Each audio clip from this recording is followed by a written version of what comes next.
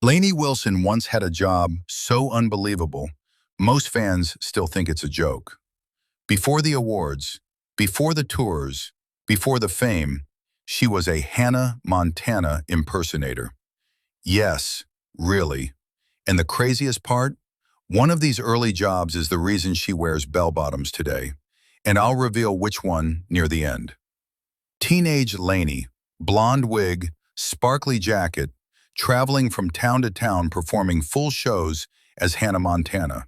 School gyms, birthday parties, county fairs, kids screaming like she was the real thing. This was where she learned crowd control, where she learned stage presence, where she learned how to command attention, even if she wasn't herself yet. When the wig came off, reality hit hard.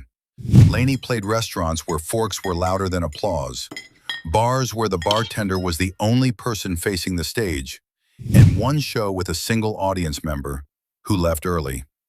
But she didn't walk off, not once.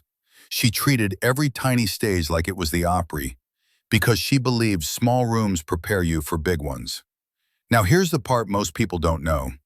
All of this was still leading to something even stranger. Lainey made one simple choice with massive consequences. She wore bell-bottoms everywhere. Not because it was trendy, not because someone told her to, but because it made her feel like her.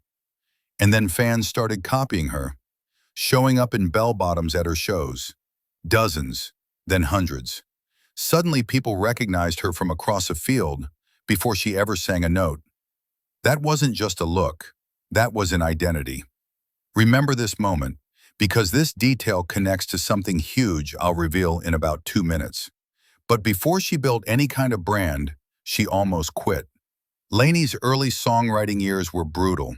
Labels told her she was too country. Writers told her she wasn't marketable. People pushed her to change her sound, her look, even her personality. And here's the part almost nobody knows. One of her early songs was pitched, got recorded, and her name wasn't even credited as the writer. She went home crushed. This was the closest she ever came to giving up entirely. But she didn't, because what came next demanded everything she had left. Lainey didn't tour, she lived on the road. Over 200 shows a year, no team, no tour bus, no steady money. She drove alone across entire states, loaded her own speakers, ran her own sound, slept in her vehicle when she couldn't afford a motel. 2 shows in one day, then drive all night to the next town. It nearly broke her. But during those exhausting shows, she noticed something. Fans weren't remembering her name yet, but they remembered the bell-bottoms. People described her as the country girl in the bell-bottoms. That was it. That was the moment. The identity she created by accident during her broke years, the symbol that made fans recognize her instantly, became the look she built her entire career around. And eventually, bell-bottom country became her album, her brand, and her empire. So remember this. The Hannah Montana gigs taught her confidence. The empty bar shows taught her grit. The bell-bottoms became her brand. The songwriting theft taught her resilience. And the 200-show grind built her into a machine. She didn't get here by accident.